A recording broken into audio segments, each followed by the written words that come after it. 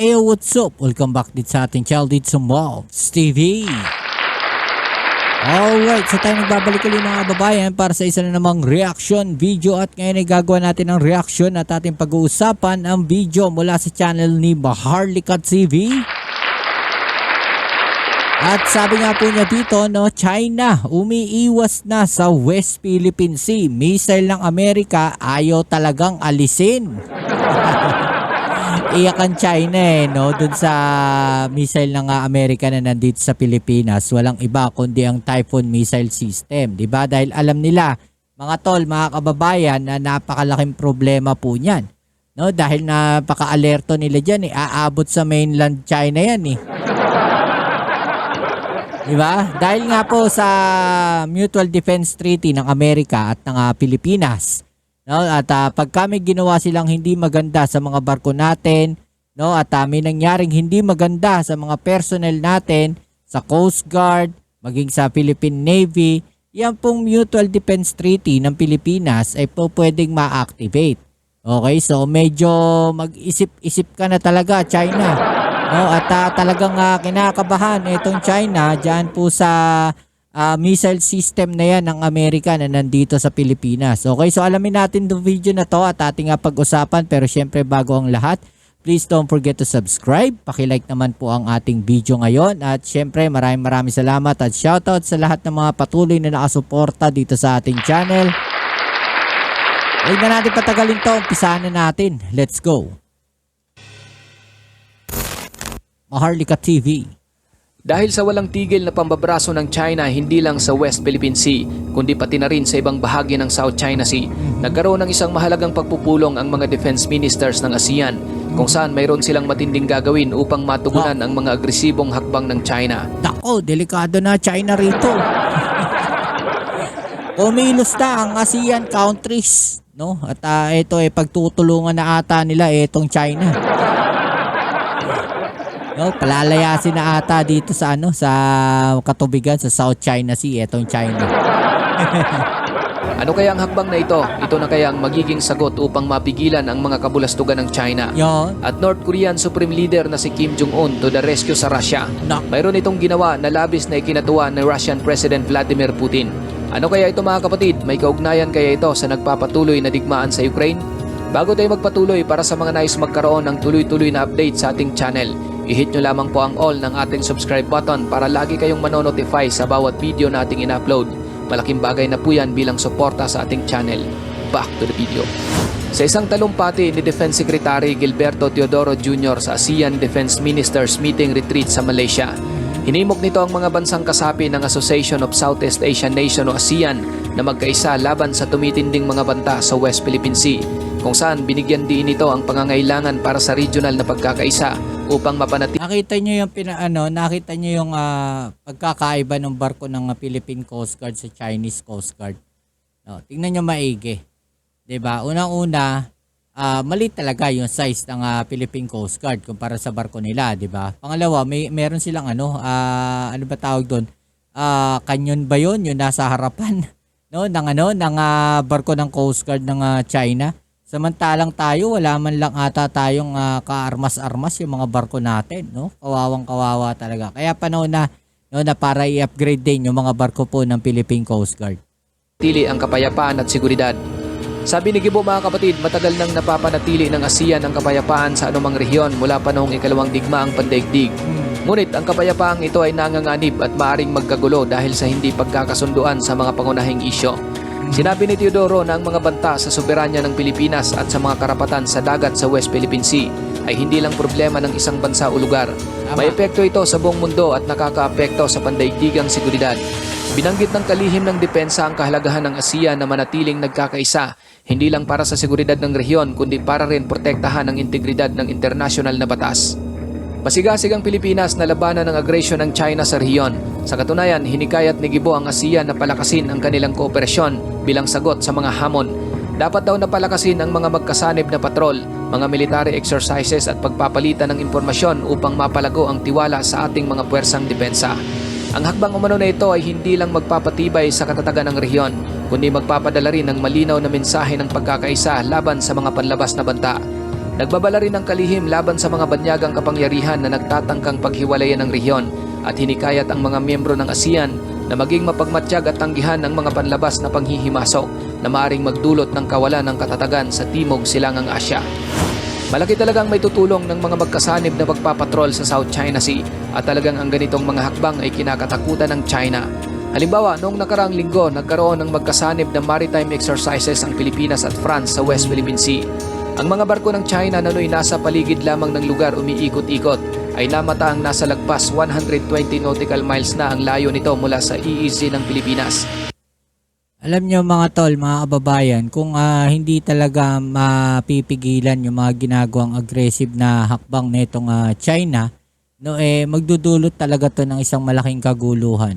Oh, especially yung ginawa nila no nakaraan sa New Zealand tsaka sa Australia. 'Di ba? Pwedeng yun pagsimulan ng isang malaking gulo. No, yung ginawa nilang pagkakaroon ng live fire exercises doon na wala naman palang pahintulot o hindi sila nagpaalam doon sa mga bansa na nandoon. 'Di ba? So posibleng magdulot 'yan ng malaking kaguluhan na sila rin yung may kagagawan. 'Di ba? Makakagawa sila ng dahilan para kumilos at umaksyon na naaayon sa kagustuhan nila. 'Di ba? Hindi lang ang China Coast Guard vessel ang umalis, maging ang mga PLA Navy at Maritime Militia vessel ay nawala rin. Ayon kay Rear Admiral Roy Vincent Trinidad, ang tagapagsalita ng Philippine Navy para sa West Philippine Sea, ipinapakita ng magkasanib na pagpapatrolya ang magandang benepisyo. Ang iligal umano at pamimilit na mga aksyon ng mga barko ng China ay kadalasang nawawala kapag may mga multilateral o bilateral maritime cooperative activity sa lugar. Ibig sabihin, kung magkakaroon lang lagi ng ganitong routine o pagtutulungan ng mga bansang binabraso ng China, tuluyan ang babahag ang buntot ng mga Chino at magkakaroon na ng pangmatagalang kapayapaan sa rehiyon. Maliban kapatid sa iniiwasan ng China ang manggulo sa West Philippine Sea kapag may ganitong hakbang ang Pilipinas, nakakatulong din sa bansa ang pagpapanatili ng Typhoon missile. Takot na takot ang China sa armas na ito ng Amerika at nadagdagan pa ang kanilang pangamba nang sabihin ng Pilipinas na interesado itong bumili ng nasabing armas.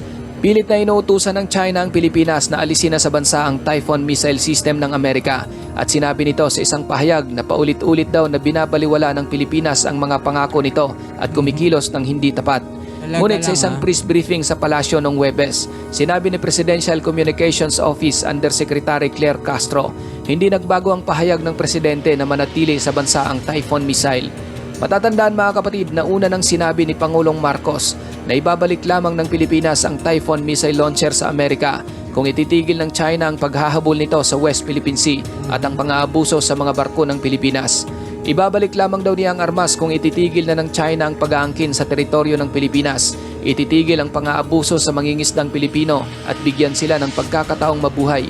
Itigil ang pagbangga sa bangka, itigil ang paggamit ng water cannon laban sa mga barko ng PCG, itigil ang pagpapaputok sa mga laser at itigil ang agresibo at pamimilit na mga gawain. Isa pa sa dapat umalis na lang sila dyan. Ganun lang kasimple yun eh. Lumayas kayo dyan sa EEZ ng Pilipinas, aalisin namin itong Typhoon missile system dito. No? Lumayas kayo dyan sa mga ginawa ninyong isla na yan. No? Yung mga artificial island ninyo. Lumayas kayo dyan. No? Tsaka namin aalisin yung Typhoon missile system dito sa Pilipinas. Dapat ganun yung deal. Diba?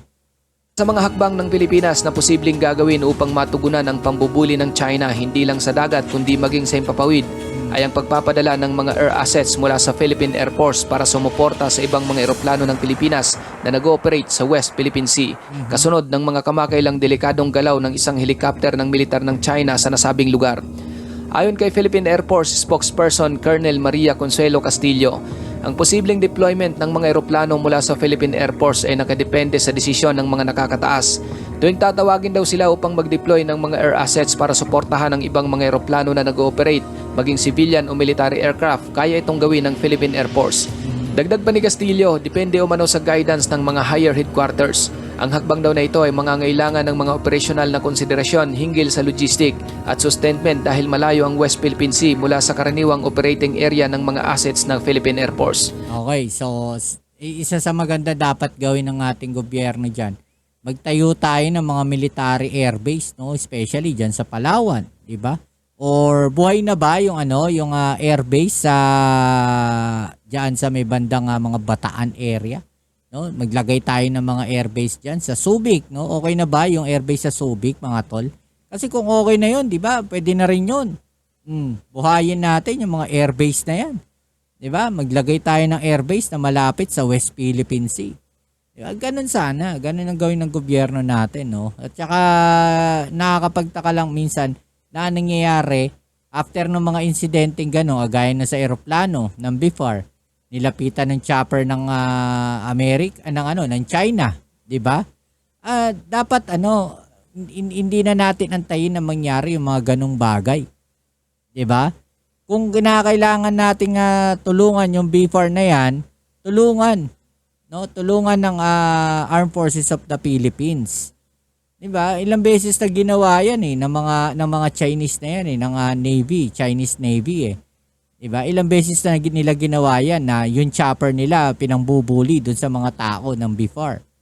'Di ba? Dapat umaksyon na tayo. Kung kailangan ng air support bigyan natin para hindi ginaganyan yung BIFAR, 'di ba? Kung magkakaroon man daw ng mga bagong polisiya, tiyak na kailangan isaalang-alang ng Air Force ang maraming bagay upang matiyak ang operational na kahandaan at sustainment ng operasyon ng mga eroplano. Lagi raw tandaan na ang West Philippine Sea ay medyo malayo mula sa karaniwang lugar ng operasyon ng Air Force. Mayroon namanong capability ang mga helicopter ng Philippine Air Force na mag-operate sa mga deck ng barko. Kaya kung may mga available na barko kung saan ligtas na makakalapag ang mga helicopter, mag-insayo ang Air Force kasama ang Philippine Navy para sa mga ship deck operations upang maging posible ang operasyon na ito. Sa patuloy na banta ng China, mga kapatid, sa West Philippine Sea at iba pang bahagi ng South China Sea, ang mga hakbang na isinasagawa ng Pilipinas at ASEAN ay nagsisilbing tugon sa lumalalang tensyon. Sa pamagitan ng mga joint patrols, military exercises at pagpapalitan ng impormasyon, pinapalakas ng mga bansa sa rehiyon ang kanilang kooperasyon upang tiyakin ang kapayapaan at seguridad. Ang mga hakbang na ito ay hindi lamang naglalayong ipakita ang pagkakaisa ng mga bansa, kundi nagpapadala rin ng isang malakas na mensahe ng pagtutol laban sa mga agresibong hakbang ng China. Ang mga hakbang ng Pilipinas tulad ng pagpapalakas ng depensa gamit ang Typhoon missile systems at mga air assets mula sa Philippine Air Force ay nagsisilbing proteksyon laban sa mga banta mula sa China. Patuloy na pinapakita ng Pilipinas ang determinasyon nitong ipaglaban ang teritoryo at mga karapatan sa dagat laban sa pagsasamantala na nagiging dahilan ng pangamba ng mga banyagang kapangyarihan, partikular na ang China. Samantala, isa na namang hakbang ang ginawa ng Supreme Leader ng North Korea na si Kim Jong-un, ang pumabor kay Russian President Vladimir Putin, kung saan sa kabila ng matinding mga casualty na tinamo nito sa digmaan sa pagitan ng Russia at Ukraine, nagpadala pa ito ng karagdagang mga tropa sa Russia para muli. Hindi rin nadala tong North Korea Talagang nagpadala pa uli ng mga tropa ron na isasakripisyo doon sa sa gera Alis pa ubos yung tao nila na pinadala noong nakaraan. Ngayon, papadala na naman sila. Diba? Dalhin sa mga frontline ng digmaan. Ayon sa report, patuloy pang inaalam kung gaano karaming mga sundalo ang ipinadala ng North Korea. Ngunit may mga ulat na nasa tinatayang 3,000 karagdagang tropa ang naipadala sa Russia sa pamagitan ng barko at mga military cargo planes. Noong huling bahagi ng nakaraang taon, nagpadala ang North Korea ng tinatayang 11,000 na mga tropa sa Russia at nagsupply ng napakaraming mga artillery shells, missile at iba pang mga karaniwang armas. Ang mga tropa ng North Korea ay ipinadala sa rehiyon ng Kursk kung saan nakipaglaban sila kasama ang mga puwersa ng Russia upang tulungan silang mabawi ang mga teritoryong nakuha ng Ukraine. Ngunit ang mga sundalong North Korea ay umatras mula sa front lines noong January matapos magtamo ng matinding casualty. Wala, hindi naman ganun kabuo yung loob ng mga yan Pangalawa, wala silang experience sa ganyan talagang gera. 'Di ba? Wala silang experience sa ganyan. Kaya asahan ninyo na magba-back out o magpo-pull out yung mga yan. Aatras talaga yung mga yan. Pwera na lang kung ang dibdib ng mga yan pareho ng mga Pilipino na sumabak doon sa gera ng Korea dati, 'di ba?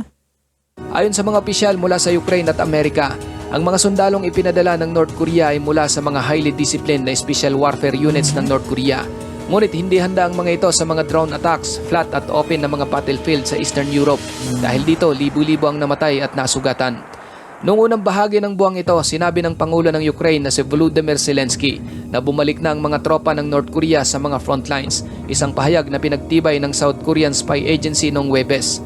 Matapos umano ang isang buwan ng paghupa, ang mga tropa ng North Korea ay muling ipinadala sa frontline sa Kursk region simula sa unang linggo ng Pebrero. Ayon mga kapatid sa mga military analyst, ang digmaan ng Russia at Ukraine ang unang malaking labanan sa labas ng bansa na nagpadala ang North Korea ng mga sundalo upang tumulong sa Russia at makakuha na rin ng mahahalagang aral sa aktwal at modernong pakikipaglaban sa kabila ng Yung pala matinding mga yun. kasulti. Sinabi naman ng mga opisyal ng South Korea na ang North Korea ay tumatanggap ng pagkain, langis at mga advanced na teknolohiya ng armas mula sa Russia bilang kapalit ng kanilang mga tropa at artillery. Nais ni North Korean leader Kim Jong-un ay upgrade ang kanyang mga nuklear at iba pang programa ng armas at maghanap ng mga bagong diplomatic partners para sa kanyang gobyernong naka-isolate sa international community mula nang mabigo ang kanyang diplomatikong ugnayan kay Donald Trump noong 2019. Ginawang kaalyado ni Kim Jong-un ang presidente ng Russia na si Vladimir Putin sa pamagitan ng pagbibigay ng kinakailangang mga bala at tropa sa Moscow nang magtagpo ang dalawa sa Pyongyang noong nakarang taon kung saan kanilang binuhay ang Mutual Defense Treaty mula pa sa panahon ng Cold War. Simula naman nang bumalik si Donald Trump sa White House noong Enero, ipinangako nito na tatapusin na niya ang digmaan sa Ukraine.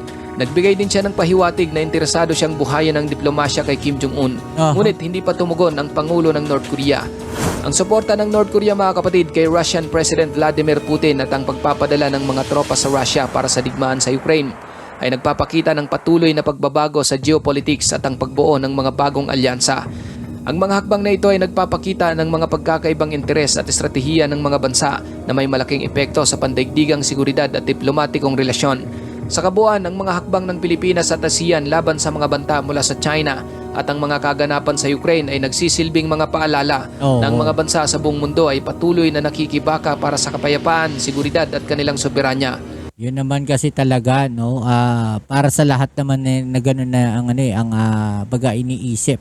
'Di ba? Yung kapayapaan nila, 'di ba? Yung kapayapaan na sa buong mundo na walang ganyan, no, walang nananakop ng teritoryo. 'Di ba?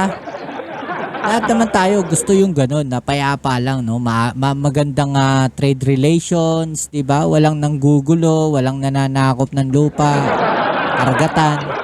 Ginagawa ng China, 'di ba? Mga ganun.